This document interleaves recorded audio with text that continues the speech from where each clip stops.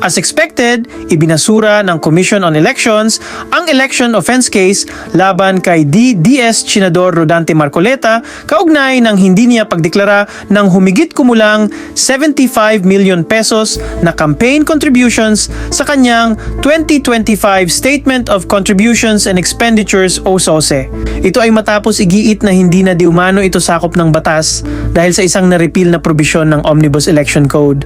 Sa resolusyon ng NBank, sinabi ng COMELEC na kahit hindi dineklara ni Marcoleta ang detalye ng kanyang mga contributor, hindi na ito maituturing na election offense sa ilalim ng kasalukuyang batas. Inaprubahan ng komisyon ang rekomendasyon ng Political Finance and Affairs Department na tuluyan ng i-terminate ang kaso laban sa senador.